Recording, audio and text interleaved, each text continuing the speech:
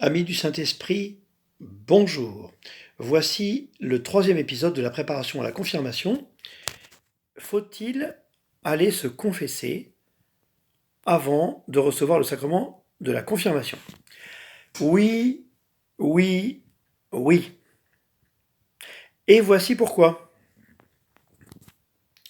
Premièrement, dans le premier épisode, je vous ai dit que la confirmation était éclairée par la Pentecôte. En fait, la confirmation est une Pentecôte. Ça veut dire que l'événement de la Pentecôte a servi à montrer ce qui allait se passer à chaque fois que quelqu'un serait investi de l'Esprit Saint d'une manière spéciale, et en particulier dans le sacrement de la confirmation. Et de la même façon, tous les récits de l'Évangile, ou même de l'Ancien Testament aussi, et du Nouveau Testament, tous les récits de l'Écriture sainte qui montrent un pardon extraordinaire et beau, sont en fait là pour montrer ce qui se passe au moment du sacrement du pardon. Et donc, ça veut dire que le sacrement du pardon est une rencontre avec Jésus, une rencontre particulière, stupéfiante, guérissante, joyeuse. Alors, pas joyeuse au moment où on reconnaît ses péchés, bien sûr. Ça, c'est pas très joyeux de reconnaître ses péchés, bon.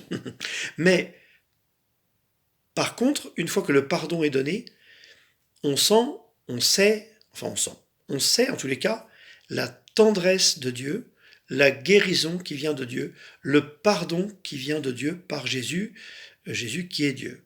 Bon. Et donc, le sacrement du pardon, déjà en lui-même, est une réalité tout à fait extraordinaire, même en dehors du sacrement de la confirmation.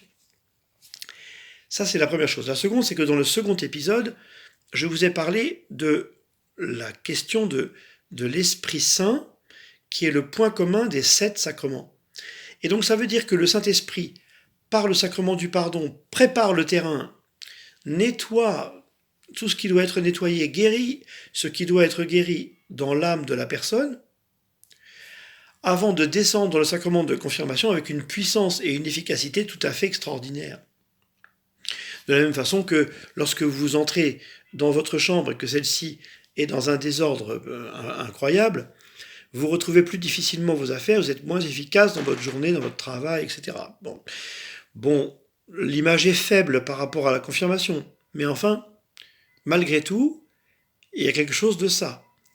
Lorsque le Saint-Esprit a purifié quelqu'un dans le sacrement du pardon, eh bien, lorsqu'il revient d'une manière particulière et unique dans le sacrement de confirmation, évidemment, ça booste, quoi. C'est tout à fait important. Et donc, il faut laisser le Saint-Esprit agir dans notre existence. Et c'est la raison pour laquelle, oui, il faut aller se confesser, bien sûr, avant de recevoir le sacrement de la confirmation. Double joie.